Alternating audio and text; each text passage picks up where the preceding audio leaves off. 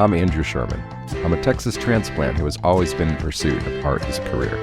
I've played in bands, pursued an acting career in Hollywood, but I found it behind the lens of a camera here in Dallas, Texas. I was born in New York. I've lived in Chicago, Los Angeles, Austin, but I love Dallas. There's a magical artistic scene in Dallas that mostly goes unnoticed to the outside world. This podcast is focused on what makes it so special and the people who make it thrive artistically. If you don't live here, and even if you do, you might not have heard of them. This is the Dallas Famous Podcast. So who you gonna be?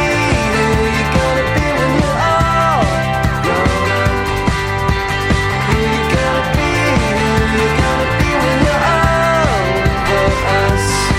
Yeah. This week on the Dallas Famous Podcast, we have engineer and producer Jimi Bowman. Jimi started out as a drummer, but had a moment in a bad studio session where he thought, I could do this better. Since then, Jimi has made a career out of it. He went on to open the successful Klearlight Studios with longtime friend Jay Jerigan. Klearlight hosted many Erykah Badu sessions, as well as St Vincent, Trip and Anderson Paak, to name a few. Bowman joined forces with Josh Block and Robert Ellis to form a literal all-star team at Niles City Sound in Fort Worth. We talk about the differences between engineer and producer, and we get some good perspective from someone who has dialed in the sound on many great recordings. I know you'll enjoy this chat with Jimi Bowman. We are in the lovely home of Jimi Bowman in Plano, Texas. Yes, it's great. Actually, this studio is as cool as most studios I go to in town. Well, it's a lot different now since I moved out of Klearlight to Niles. I kind of brought some of Klearlight here, so before I did that, like all this stuff wasn't here. There was still cool stuff here, but it's a lot different now. Right, so. right. Now, let me start. I just want to be clear. You're an engineer and a producer? Yeah, and I know those things kind of get blurred a little bit because the term producer, I think, to me can mean so many different things, like in terms of how you produce and what you do. And, you know, when I look at somebody like Robert, one of my partners, like he's like super producer in terms of, because he gets into like the song structure and just so many elements of what's going on. I'm more of like I'd say maybe a sonic producer, like in terms of like making sounds and stuff like that. So I think there's a lot of different types of producers, if that makes sense. Sure. So you're not like maybe in a room with a band for months developing music or whatever. You're just... No, it's more of like a band would say, hey, I've got some stuff I want to work on. Can you help me flesh them out and get these certain sounds I want? That's how I would produce in that way. Like, okay, we can get sounds like this. Maybe if we do it this way or do it that way. And, what if I make it sound like this? That kind of thing. Okay. Know? But I mean, people are generally like think of you as an engineer first. Is that kind of... I would say probably more so, and I'm okay with that because that's what I like doing. Oh, well, no, I mean, it's quite a skill. Like, you have to be really good at what you do to get those sounds. I mean, and a sonic producer is no easy task either. Right. Yeah. I just think the term producer is a weird thing because, like, everybody likes to say they're a producer. You know? Right. Oh, I'm a producer. Yeah, well, you can add producers as people throw money at you. Or, you're a producer. Now, right. But that's not what you're doing. Definitely not. So are you, let's, like, go to the beginning. Are you Texan? What's that? Are you from Texas? Actually, originally from Michigan. Okay. So I was born outside of Detroit.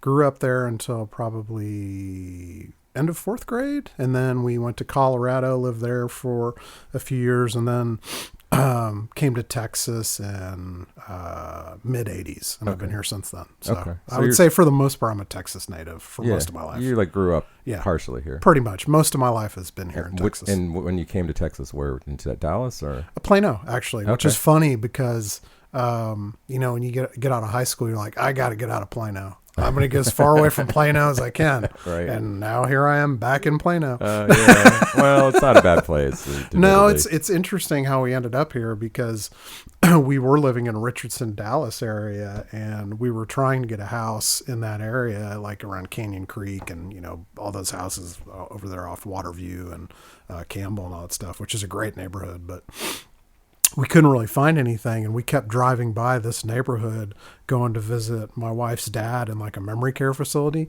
and I kept seeing all these massive trees, and I was like, man, I really like that neighborhood. Let's see if we can find something in there. And that's how we ended up here. So. Yeah, cool. I just moved to Richardson, weeks ago, and It's, Yeah. it's the most north I've lived, but Right. I'm digging it. It's really cool. Well, it's changed a lot. I mean, now Richardson is so much different than it was, 20 years ago. I mean, Sure. it's a hip place now. It didn't used to be that way. yeah, yeah, and it's still Dallas County, so technically. Yeah, no, it's great. I mean, there's so much cool stuff in Richardson. I love it. Right. So okay, so when did like music start? Did you play music? Yeah. What did you play? So I played in a metal band when I was a teenager in high school, and that's how I started out in music, and played in bands after that. But metal was probably like my best run at being in a band, I think. Okay. Where I had the most success, Right. And you're playing guitar and No, drums. Oh, drums. Yeah. Okay. Yeah. Oh, you're a drummer. Yeah. Oh, okay. That's cool because I feel like there's some drummers that are just, they wish they could do other stuff. And then there's some drummers that really are. There's a lot of engineers that are drummers. Yeah. Cause like It's you're strange. back there and you can really like hear, I almost feel like maybe there's a part of like, if I had it my way, I would do it like this. Like that's a drummer mentality to me. Right. Yeah. That's That's cool, though. it is interesting though how I've noticed so many engineers are drummers. Like I would say if you got 10 engineers in a room, I think 7 of them are probably drummers. Interesting. It's so strange. Well, did you at some point also do a melodic instrument at all? Or? I mean, I know a little bit, like I can play, a piano or synthesizers, but I'm by no means a pianist. Right, but just enough to get by Right, for like right, getting right. sound Yeah, and yeah, stuff. for sure. Yeah. Cool. Well, so then at what point did you transition from being a musician to like, oh, I want to turn dials. I want to like. I remember it specifically because I was in a band with a friend of mine, Chris Vivian, who he was actually one of the guys that started Niles originally with Josh and Austin. And we were at a studio in Carrollton. I can't remember what the name of it was, but it was really frustrating because the engineer was so bad and so lazy and just didn't care about anything. And it was very apparent, the recording was bad, the mix, everything was bad about it. And I just remember at that moment, I was like, man, I know I can do this better. Like, and there's so many bands that have experiences like that. They'll get into a studio and the guy just doesn't care, and it's like, I at that moment was one, okay, I'm going to do this. And then I went to Dallas Sound Lab and studied there. And that's how I got to here. Right. And so then, okay, so now you've studied at Dallas Sound Lab. Like what were your first kind of gigs looking like with that? For me, it was different because I started probably later doing the engineering versus like, starting in like my early 20s or something like that. So I just kind of tried to create my own opportunities. Like I had a lot of friends that were in bands and I was just like, hey, let me go record you at, like I remember one recording I did that was really fun was, do you remember the old Sambuca in Deep Ellum? I'm not from Dallas. Okay, actually. so there used to be an old Sambuca in Deep Ellum that was really cool, like a historic jazz club, just really cool. It's not there anymore. So a friend of mine's band was playing there, and I was like, well, let me just come record it. So I would just set up mics and just record the whole thing. It's still a really cool recording because it's just like a stereo recording of these guys playing jazz, and you can hear all the ambient noises of the jazz club in the background. So it's very cool. Just stuff like that I tried to do. Really cool. Yep. And then, now, did you always? Well, I mean, it's kind of hard to ask this question. Like when we were younger, the gear wasn't as vintage as it is now. Yeah. But like, was that something at the beginning where like there were certain analog sounds that you were more drawn to, or?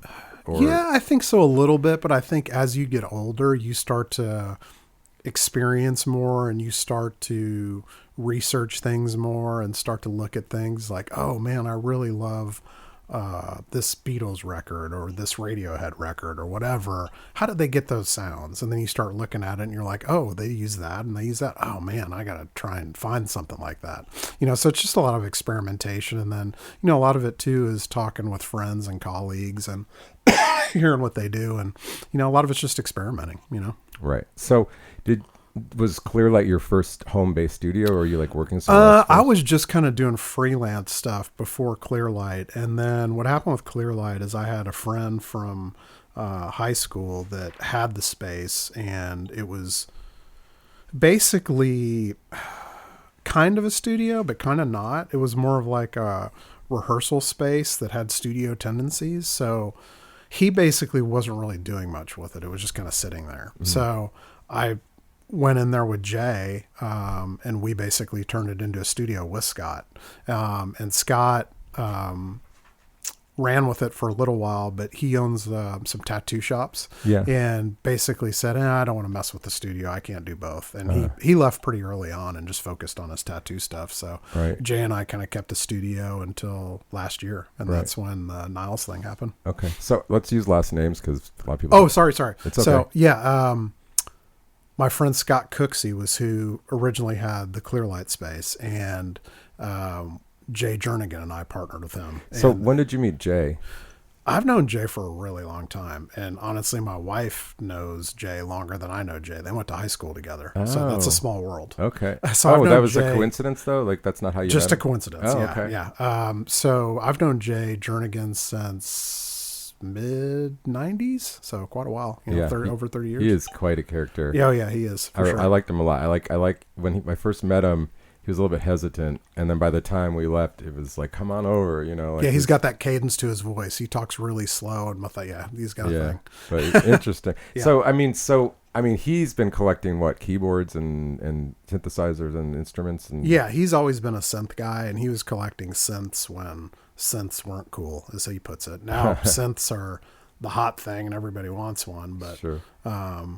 prior to that, in the '90s, I don't think anybody wants synthesizers. Right. So when you opened the studio, that wasn't part of. You're just Yeah, no. When we opened Klearlight, synths were very much a big thing, and he did some work with a lot of people that. Kind of leaned in on that, or like, oh, you have all this stuff, and I want to lean into that. So, ever since we've had Klearlight, synthesizers have always been pretty popular. right.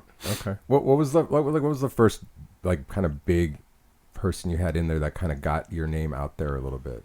I think probably the biggest first person was probably Erykah Badu. Oh, that's that happened pretty early on. And it's not like we really did anything super notable with her, like in terms of like, it's not like we did this record or we did that record. Sure. It was just kind of a place where she would do work for other projects. Like I did stuff for Rocket Juice and the Moon, which is the Damon Albarn project, and we did some stuff for her for the BBC, and she worked on the Cannabinoids project there, which I don't think that stuff is ever going to come out. And just random stuff she would work on. So that was probably the biggest first thing we did for So sure. I didn't even think about that. So you did some stuff there that no one will ever hear, huh?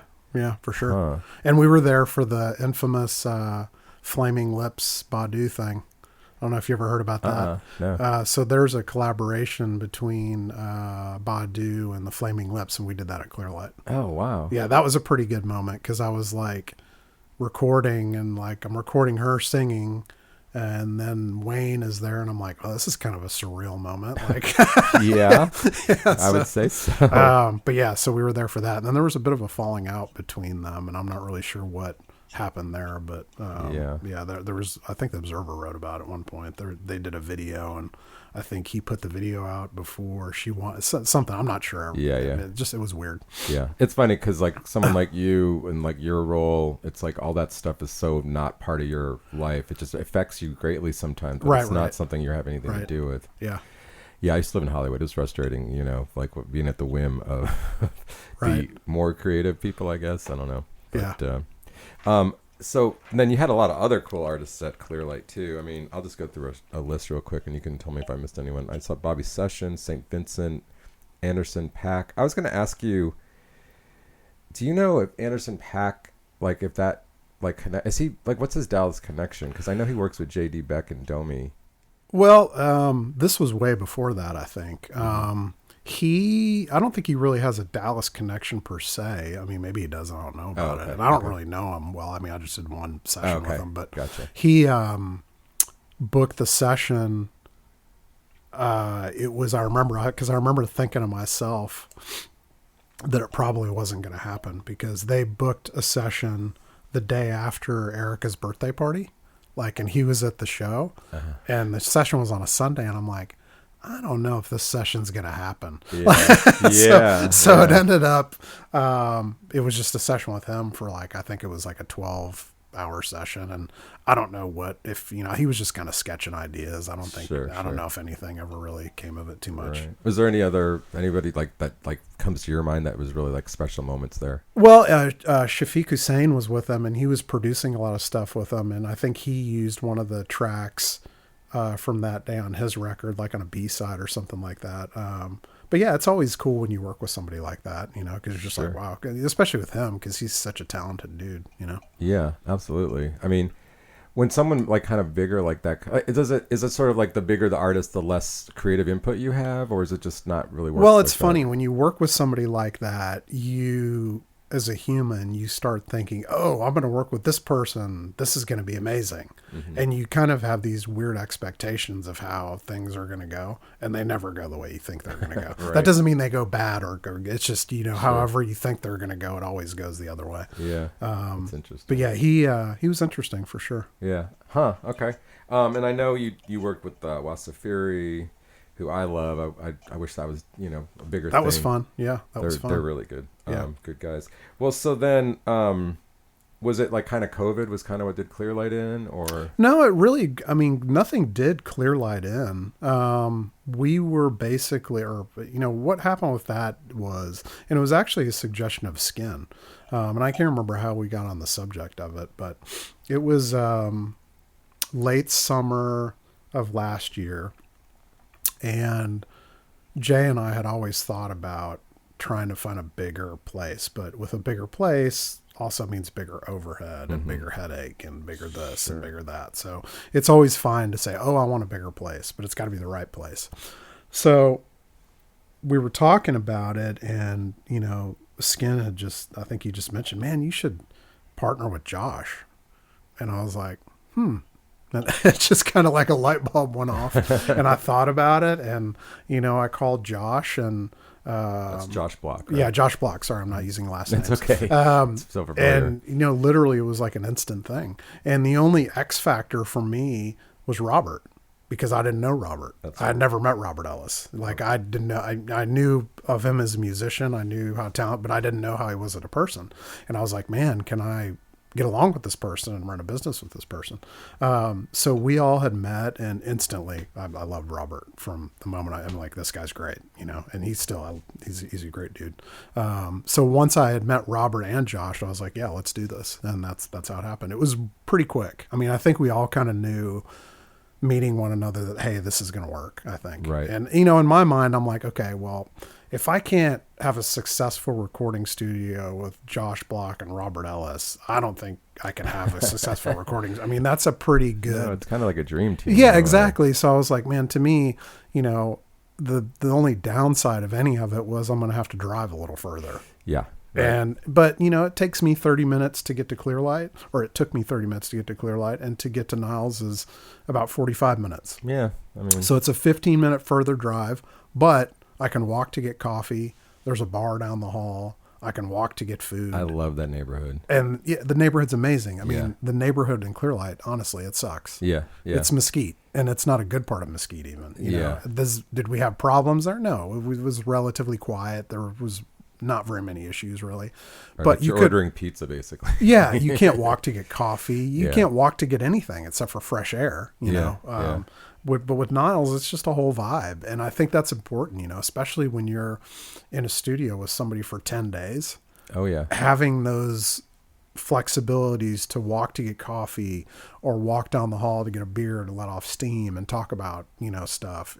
It's huge in Yeah. the process. I mean, now whenever I'm going towards the area of Fort Worth, I think Coco Shrimp. Right. Everybody does too. That's like yeah. my favorite. Everybody does. They're like, hey, you know, unless you book a session on a Sunday, Coco Shrimp's not open. But- Right. Right. That's funny. Yeah. I had the opportunity to spend time with Mono Neon and Sputs here right during COVID. They were recording an album and that was before I got out there. But yeah, that was. Yeah, you weren't there yet. But then you and I worked with the Terrapin Rounders. Oh yeah. I would love to do something with them at Niles. Yeah. And that video is really good, but I was like, man, I just don't know what I should do with this because it's not. Because it was really a promo for your gear at Klearlight. Right, and I'm like, it's not relevant to the space. It's like, I think I probably want to redo that at some point. Well, let me know. Yeah, because they're a cool band. Like, I love their sound. I love the whole. They were great. Yeah. You know, pre-war. It's just a cool thing. Yeah. It's funny too because it's like, I don't know. My impression of you is it's like you don't have like I guess maybe I'm thinking more of Jay because I was thinking about the analog and the keyboards but it just actually I mean, well, you're a gearhead though, right? Yeah, I'm more into, I love synthesizers. Like I definitely have a deep passion. Like I have an ARP 26, I love that thing, but I'm more into mics and, recording stuff than synthesizers for sure. Right. I'm not going to lie. I know you're cool, chill dude. Otherwise I would not have braved bringing my crappy gear over Oh here. no, it's fine. Hey, if it works, it works, Yeah. So far it's, I was telling you before, like I don't think you need a U87 for a podcast. Probably not, especially when I'm bouncing around with it in my car. But yeah, no, I was telling you before, my biggest stress of this podcast is generally just, did the sound come out okay? That's the ones I've heard sound great. Yeah, thanks. Yeah. I mean, again, like my neurosis is kind of keeping the world from blowing up. Just so you're welcome. Just letting you know. So for those that don't know, so Niles City, it's really cool. Like I know, like one of the big claims to fame is that Leon Bridges did his Coming Home there. Mm-hmm. What are some of the projects you've worked on since you've been there? Oh, let's see.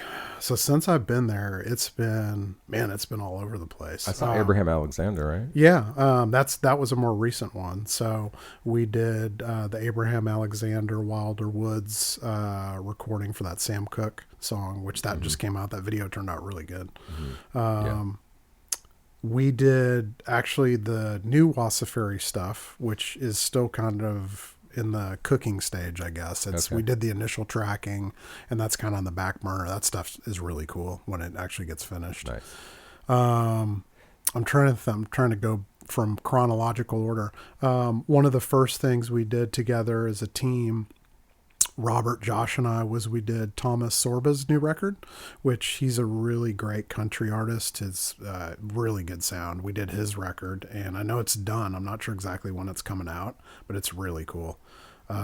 We did the Little Smokies record, which is they're like a bluegrass band. Mm-hmm. We were in there for 10 days with them. That was a lot of fun. Probably the craziest thing that has happened since I've been at Niles, though, is I've been doing stuff with Inspected Deck from Wu-Tang. Oh, wow. Which is nuts to me to even say out loud. Well, it's just like, I was going to say, like, what, I guess you guys just do everything there. It's been that way as of late. I don't know if it's always been that way, but it's been that way as of late. And I've done some metal stuff too, but the Inspected Deck with Wu-Tang stuff is crazy just because he is such a cool dude, and he's in his, he's an older dude, but man, he's amazing. And to see that guy do his thing, it's like just watching. It's amazing to see in person because he's so good. Like it's like, and I've been around hip hop, I mean, obviously Bobby Sessions, he's amazing, but when you're around Inspected Deck, you're like, oh, okay, yeah, that's different. It's like kind of like royalty. Yeah, it's like, oh, okay, wow, okay, that happened. Yeah, oh, that's cool. That's cool. How do you guys get your clients? Can people just hit you up? It's referrals, a lot of it, and a lot of that is, and I think that's where the thing with, Robert and Josh and I is a really good combo because, the Niles thing, which Josh created, there's a lot of referrals from that. And then obviously Robert being who Robert is, there's a lot of stuff that comes from that because he's so talented and just knows so many people. And then I have all the stuff from Klearlight. And, the good thing is most of the people that have contacted me that have done stuff through Klearlight or have heard about me through Klearlight have been more than happy to drive to Fort Worth. Like, I think there's only been one thing where I wasn't able to get the session, and it was kind of a weird thing anyway. It wasn't even really that big of a deal. It was like somebody wanted to come in and sample keyboard sounds or something like that. And he was in like Balch Springs, like, I'm not driving to Fort Worth. It's like, okay, sorry, can't help you. Right. Yeah. Well, that's cool though.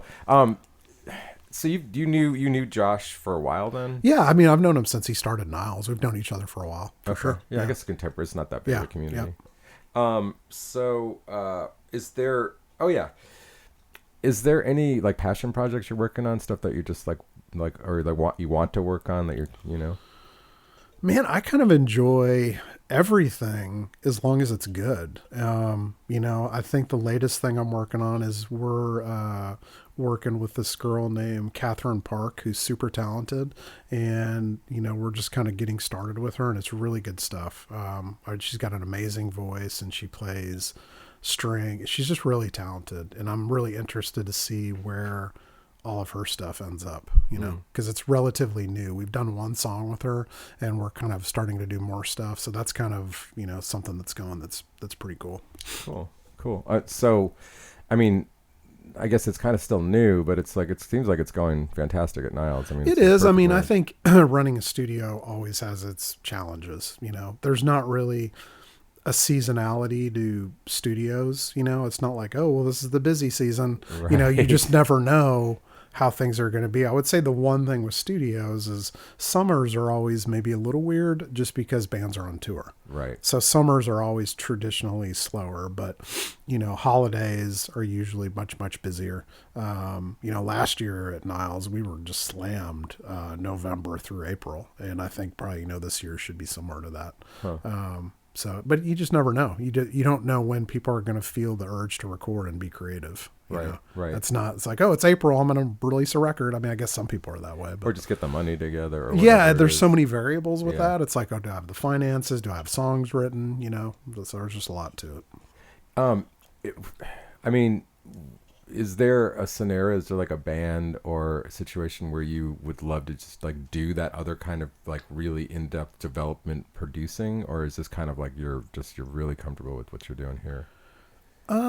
You know, I'm up for anything, but you know, I'm into, you know, I think with the Catherine stuff that we're working on, it is very much like we're working on it together from the ground up, Right. in terms of crafting the songs. I mean, she obviously has ideas of how she wants to do things, but we're adding to that and trying to make it better. So that's kind of like what you're talking about, but I'm also into somebody coming in that has all that done, and it's just me recording and trying to get the best version of what they want to do. I mean, I love that too. I could see that, yeah. Yeah. Like it's like just getting like, this is the sound you want. Like, did I get it? I could see that. Be Yeah, really and that's what a satisfying. lot of people, you know, with Skin in particular, you know, he's, you know, because he's a record dude, you know, he'll come in and be like, hey, I want my drums to sound like Foghat.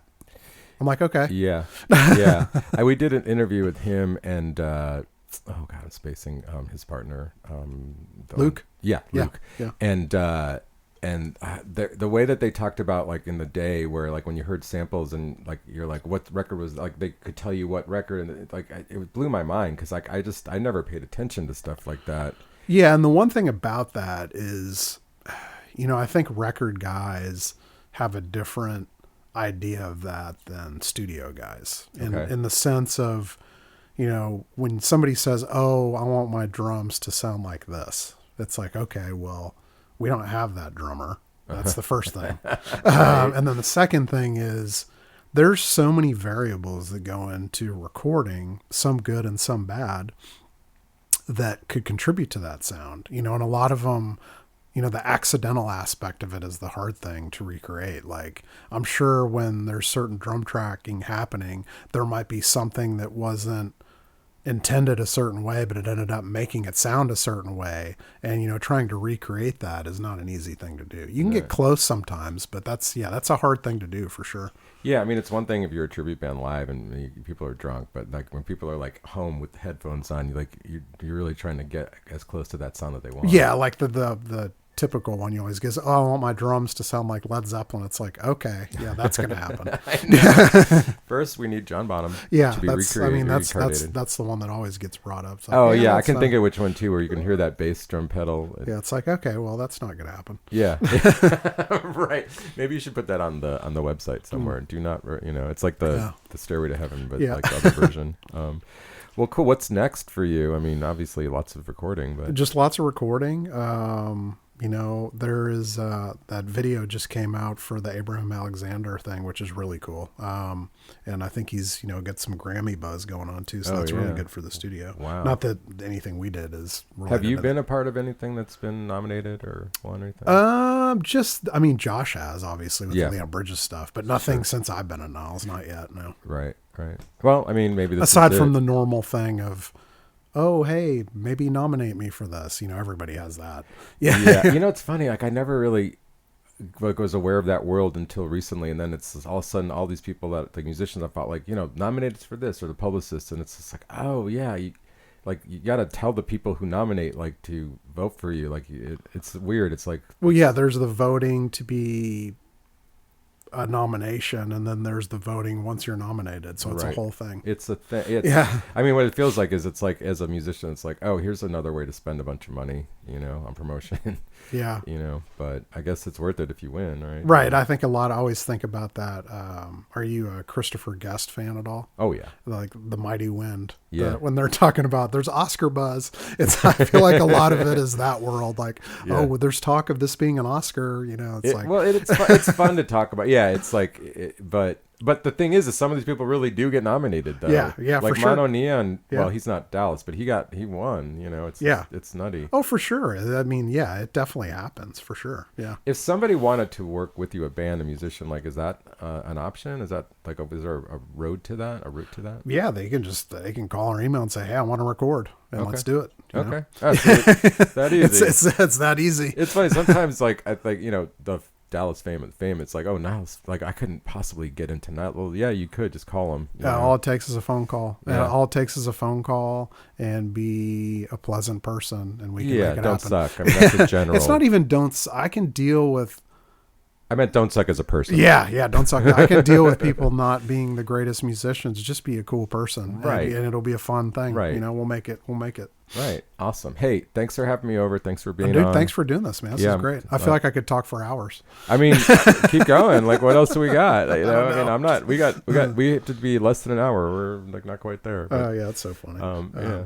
No, I mean it's cool. I mean, like I have not really had any engineers on yet, and engineer producer. It's like you guys are doing more for the music everyone listens to than most people even probably think about. Yeah, I think there's definitely some truth to that too.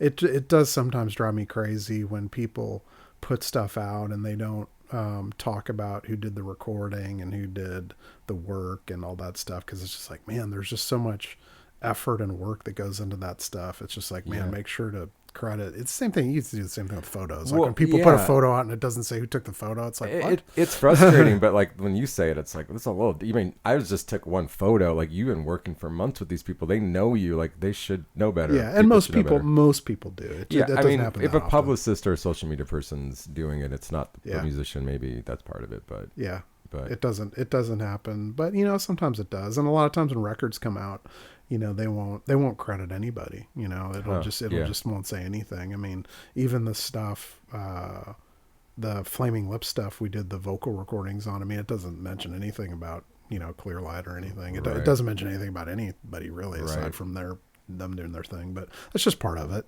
Some people go into elaborate detail of credits. Some people don't, yeah, it's like blue collar art essentially. Yeah. Like you're in there going 9 to 5, banging it out for Or other like Steve people. Albini says, you're basically a plumber. Yeah, exactly. That's what I was going for, but of course he says it better. Yeah. But okay, yeah, great. Thanks again. This is fantastic. No, thanks for coming, man. I'm glad we did it. I'd like to thank Jimi Bowman for having me out to his place and being on the show. You can check him out in the links. Theme song Unstoppable by Celine Narala. Thank you for listening. Please like, subscribe, follow, all the good stuff, and share it with your friends. We'll see you next time.